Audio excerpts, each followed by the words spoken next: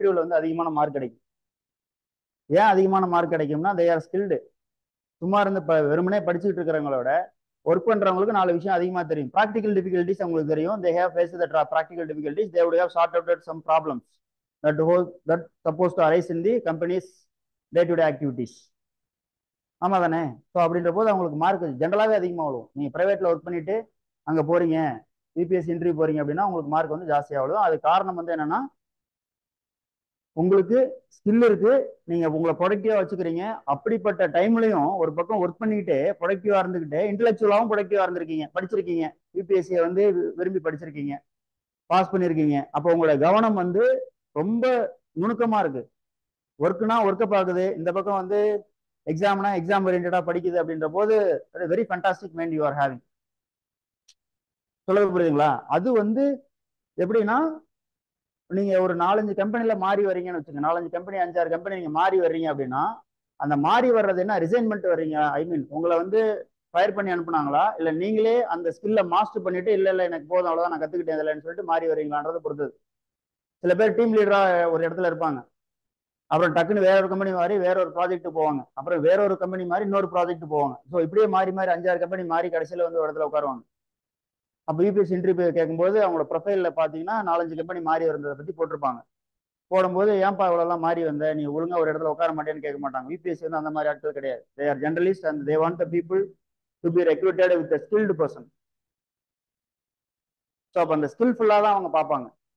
சரி, அப்படி நீங்கள் யோசிக்கணும். That's it. ஸோ யூபிஎஸ்சியோட இது ஃபார்முலாவே உங்களுக்கான திறமை அப்படின்றது வேணும். நீங்கள் ஏழையா இருங்க, பணக்காரங்களா இருங்க, ஜமீன்தாரா இருங்க, யாரா வேணாலும் இருங்க, பட் உங்ககிட்ட ஸ்கில் இருக்கா உள்ளவாங்க அப்படின்றதான் எடுத்துப்போம். சரி, அதை மட்டும் மைண்ட்ல வைங்க. So if you are working person, yes you can try. You have the better chance to get into the UPS than the others.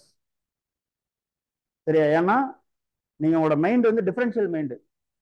சரியா? ஒர்க் பண்றதே ஒர்க் பண்ணிக்கிறீங்க, இந்த பக்கம் படிக்கிறதும் படிச்சுக்கிறீங்கன்ற போது நார்மலை விட நீங்க வந்து ஸ்கில்டு தானே. புரியுதா? அவ்வளவுதான். இதுல ஒருவேளை அந்த ஸ்கில் இல்லாம ஒர்க் பண்ண முடியுமா நம்மளால?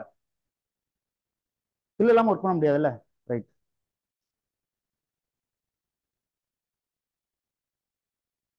$22 அதுவும் அதேதான். 22 அப்படின்றதும் லிட்டரலா I am a home maker. I am home maker. Can I prepare for this exam? என்னால் இந்த எக்ஸாமுக்கு ப்ரிப்பேர் பண்ண முடியுமா அப்படின்னு சொல்லி கேட்டிருக்காங்க. இதில் என்ன டவுட் இருக்கு? தாராளமாக பண்ணலாமே. ஓகே. ஸோ ஹோம் மேக்கர் அப்படின்னா உங்களுக்கான சில ரெஸ்பான்சிபிலிட்டிஸ் வந்து இருக்கும். You will find the time. Okay. So if you are at home, yes definitely.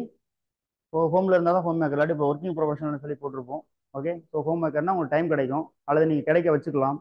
C 24 hours அப்படின்றது எல்லாத்துக்கும் இருக்கிறது தான். But how you are managing the time and the priority you are giving for your task, that matters for your progression. சரியா? நீங்க அந்த 24 மணி நேரத்துல நீங்க என்ன பண்றீங்கன்றதான் உங்களை இந்த நிலைமைக்கு கொண்டாந்து வச்சிருக்கு. சாரணும். இப்ப நீங்க இங்க இருக்கிறதுக்கு காரணம் ஏதோ ஒரு வேலை எங்கேயோ ஒரு இன்புட்டை எப்படியோ போட்டு அப்படியே கொஞ்சம் கொஞ்சமா மாறி மாறி மாறி வந்து இங்க உட்காந்துருக்கீங்க. எடுத்தவொடனே இங்க வந்து உட்காரல. ஸோ இப்போ போடுற எஃபோர்ட்ன்றது உங்களுக்கு அடுத்த ஃபியூச்சர்ல அடுத்த நியர் ஃபியூச்சர் உங்களுக்கு வந்து ஒரு எஃபோர்ட் வந்து கொடுக்கும், ஒரு எஃபெக்ட் வந்து கொடுக்கும். அவ்வளவுதான் அது. புரியுதா?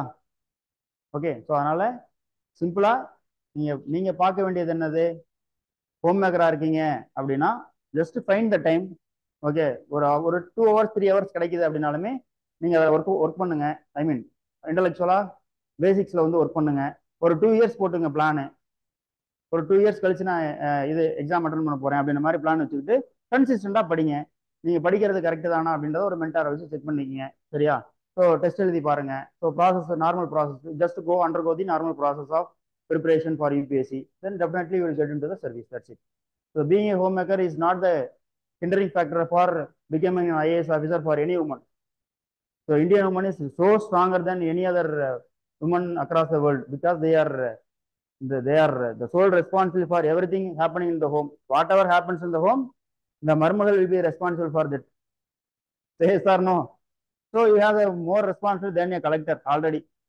சரியா? லிட்டரலி அதான். அதனால யூ கேன் ப்ரிப்பேர் தாராளமா. How many test series should I attend before the exam? இது குவான்டிஃபை பண்ண முடியாதுங்க. எத்தனை டெஸ்ட் சீரிஸ் அட்டன் பண்ணணும்னு சொல்லி குவான்டிஃபை பண்ண முடியாது. இது ஒவ்வொருத்தரோட இன்டெலெக்சுவல் இதை பொறுத்து. பேசிக் நான் சொல்லிடுறேன். டெஸ்ட் சீரிஸ் அட்டன் பண்றதோட சயின்ஸ் நான் சொல்லிடுறேன். அதுக்கப்புறம் நீங்கள் அதை டிசைட் பண்ணிங்க, அவ்வளோதான். ஓகேவா? ரைட். இப்போ நம்ம ஒரு ரூட்ல போயிட்டு இருக்கோம். அதாவது எப்படின்னா, நம்ம ஒரு நாலேஜை கெயின் பண்றோம். அந்த நாலேஜ்ன்றது, அந்த நாலேஜை வச்சு நம்ம எதுக்கு போக போறோம் அப்படின்றது ஒரு விஷயம் இருக்கு. சப்போஸ் நீங்க வந்து ஒரு சிஸ்டம், கம்ப்யூட்டர்ல கீபோர்டு நிறைய தெரியும் உங்களுக்கு. ஐ மீன் கீபோர்ட்னா மியூசிக் கிடையாது, நான் சொல்ற டைப்பிங் இந்த மாதிரி தெரியுது அப்படின்னா, அது சம்பந்தமா நீங்க ஒரு வேலைக்கு போறீங்கன்னா உங்களுக்கு கண்டிப்பா ஒரு டைப்பிங் இடத்துல வேலை